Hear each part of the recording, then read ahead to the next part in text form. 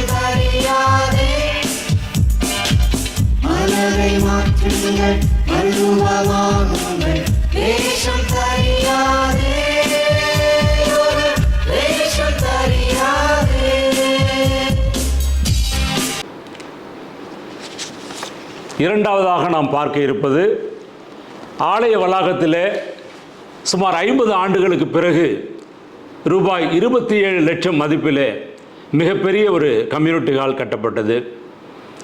மாத்திரமல்ல, அதில் 200 நாற்காலிகள், டைனிங் டேபிள், ஏற்கனவே இருந்த கம்யூனிட்டி ஹாலை புதுப்பித்தது உட்பட பல திட்டங்களை நாங்கள் நிறைவேற்றினோம்.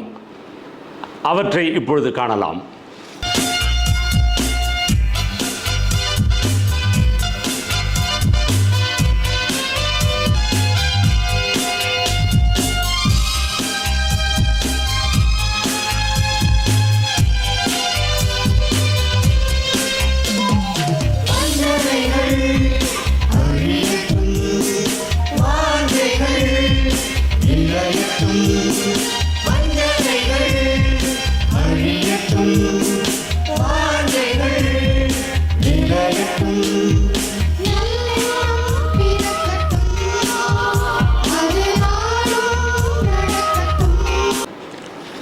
மூன்றாவதாக நாம் பார்க்க இருப்பது, ஆலயத்திலும் கல்லறையிலும் புதிதாக சிசிடிவி கேமரா பதிக்கப்பட்டது. ஆலயத்திலே ஏற்கனவே பழுதுபட்டிருந்த மின் இணைப்புகள் அனைத்தும் அகற்றப்பட்டு புதிதாக மின் இணைப்புகள் ஏற்படுத்தப்பட்டன. மாத்திரமல்ல, கல்லறையிலே புயலினால் பாதிக்கப்பட்டு விழுந்த மதில் சுவர் அடுத்த நாளே கட்டப்பட்டது. இவற்றை இப்பொழுது காணலாம்.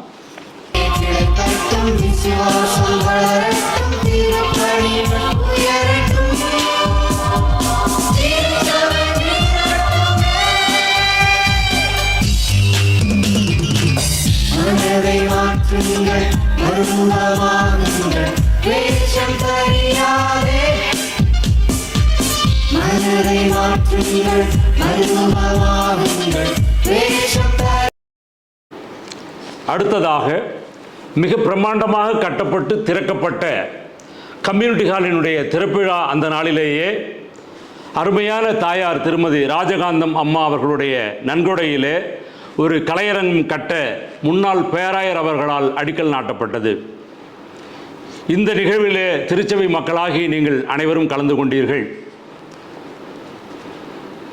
பொறியியல் வல்லுநர் கென்னடி அவர்களுடைய மேற்பார்வையிலே பணியாளர்கள் கலையரங்க கட்டுமான பணியில் ஈடுபட்ட பொழுது ஒரு சிலர் அப்பணிகளை தடுத்தார்கள்.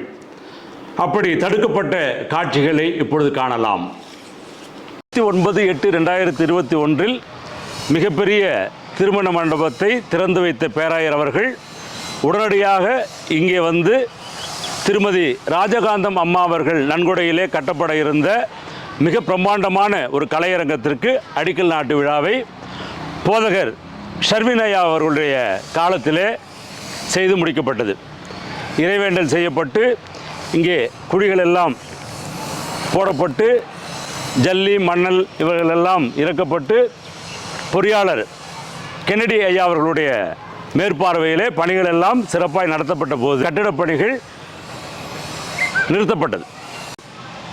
அதன் விளைவாக இந்த பணிகள் எல்லாம் அப்படியே நின்று கொண்டிருக்கிறது. 2019-2022 ஆண்டிலே நாங்கள் பொறுப்பில் இருந்தபொழுது குருசேகர குழு உறுப்பினர்களாகிய நாங்களும் திருச்சபை மக்களாகிய நீங்களும் இணைந்து திருச்சபையிலும் திருச்சபை வளாகத்திலும் சுமார் 50 லட்சம் மதிப்பிலான திட்டங்களை நாம் நிறைவேற்றியிருக்கிறோம். அந்த 3 ஆண்டுகளிலே 2 ஆண்டுகள் கொரோனா காலம்.